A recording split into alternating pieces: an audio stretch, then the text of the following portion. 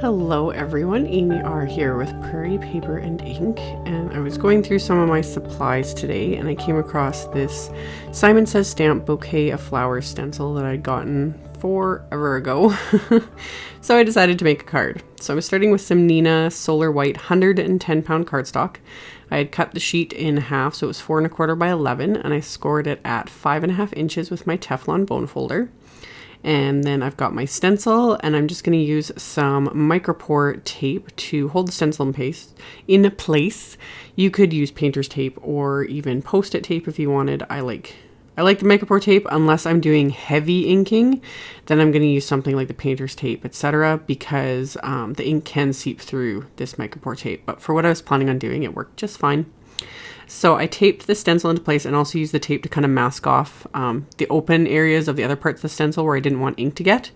And I start off with some Distress ink here, and I started with Shabby Shutters.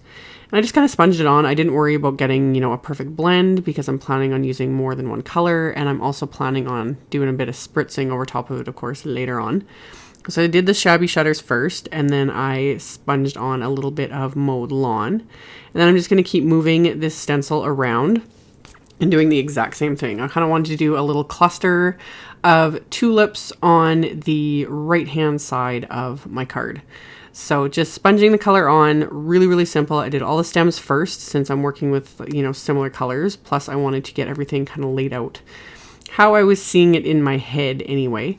So just kept peeling it up, and that's a nice thing with the micropore tape is it does not, or at least it rarely will tear the cardstock as long as you're careful. Sometimes if you're not paying attention on the edges, it can tear, but very rare. So I would peel the tape off, and then I would just wipe off the ink with a baby wipe before I move on to any other colors, and then I would just, rub it on my hands, or I was actually wearing my pajamas when I made this card, so I would just wipe the stencil on my pajamas just to get it dry, because, that's just what I do. Keeping it real anyway.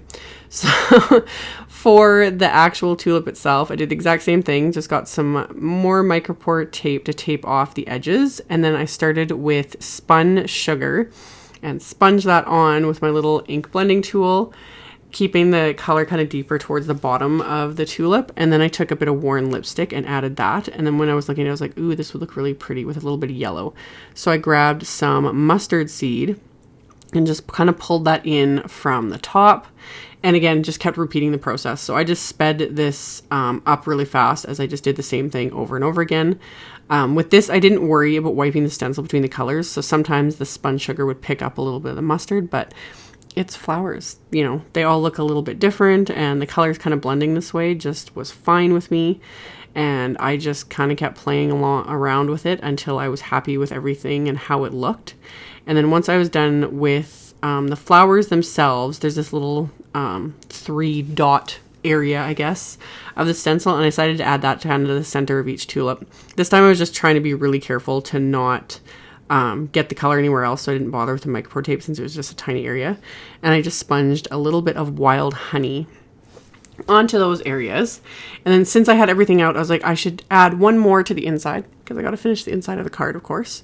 So exact same process. Did the stem first with the same 2 colors, and then did the tulip itself. And I just kept reusing that same micropore tape. I didn't bother grabbing any new pieces. I used it over and over again for this entire card, and it was just fine the entire time. So once I was done with all of the sponging on this stencil, I grabbed my Distress sprayer and just pulling the trigger of that only halfway down to create some splatter. It's fairly heavy with the splatter because I wanted it to, make quite an effect there. Let it sit for just a little bit, and since this is just regular white cardstock, it reacted really quickly, so I only let it sit for like 10-15 seconds. And then grabbed my paper towel to absorb the extra water there, and so you get this fun splatter effect. And then I dried that with my heat tool. And then before I even started this card, I knew I kind of wanted to play a little bit more with these Tonic Nouveau embellishment mousse. These are the smaller containers that came in the last Simon Says monthly card kit. The containers that I linked to, the actual regular size containers, are significantly larger than this. They're more than twice the size, I think. So I've only got the 3 colors, but I'm only using 2 for this card. I'm using a little bit of Peony Pink.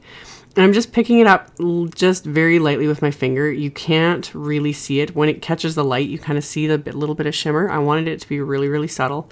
Nothing too crazy.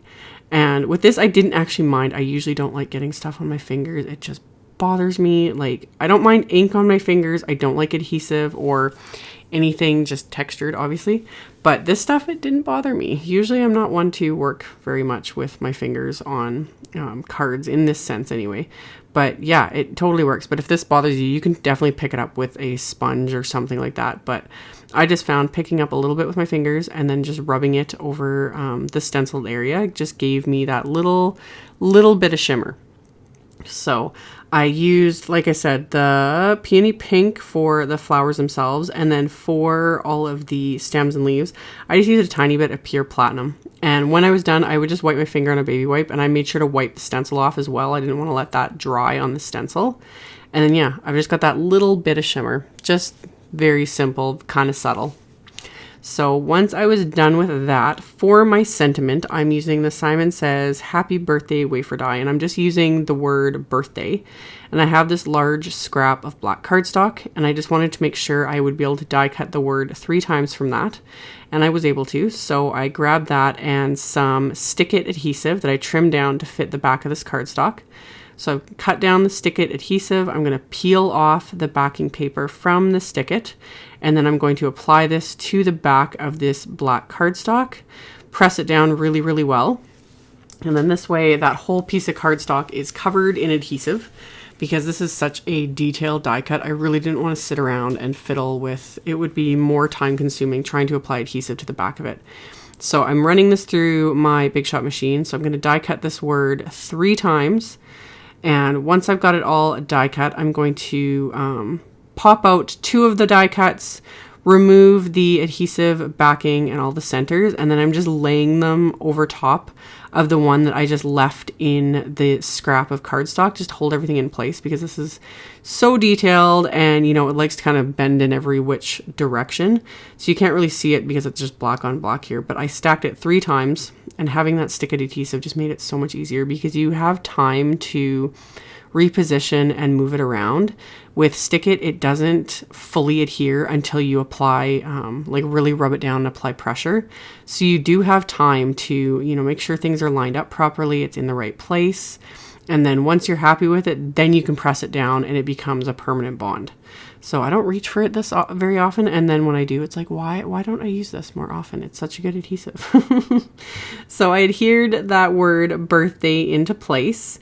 And then I pulled out the It's Your Birthday stamp set, which some of you might recall, I actually designed this stamp set for Simon Says Stamp forever ago. It was, gosh, 1.5 years ago, maybe, something like that. I forget when it was, like a long time ago anyway. It was actually one of the freebies you'd get on your birthday month with an order, and it's now being sold in the Simon Says store. But yeah, I designed this little set. So I used my mini Misty to hold the card in place and to line up the word happy, and then I inked it up 3 times with Simon Says Stamp Intense Black ink, and I used my Misty to make sure I stamped it perfectly after the card was pretty much done. I didn't want to mess it up. And I did the same thing with the inside. So I put the inside of the card into my Misty, and then I lined up another sentiment from the It's Your Birthday set and then stamped that with the Intense Black ink.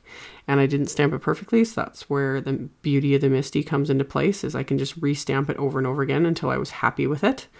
So got that all stamped. I was gonna leave the card as is right here, but I was like, no, I need to add a few sequins, not many, just a few. So I grabbed my Pretty Pink Posh Sparkling Clear Mix and kind of fiddled around with the layout. I didn't go nuts. You know, you guys know me, usually I'll add like 50 sequins to a card, but instead I decided to add just 3, keep it simple. And yeah, got my layout of the sequins, kind of arranged them in a triangular pattern. People do ask me about that, but usually if you arrange in a triangle and uneven numbers, like odd numbers, are usually more pleasing to the eye. So very, very simple, a very fun little card, and that finished it off. So as always, I'll have a link below the video to my blog post with a link to all the supplies used. So check that out in the description box below if you're interested. And thank you all so much for watching, subscribing, thumbs upping, and commenting on my videos. And I will see you all very soon in the next one. Bye.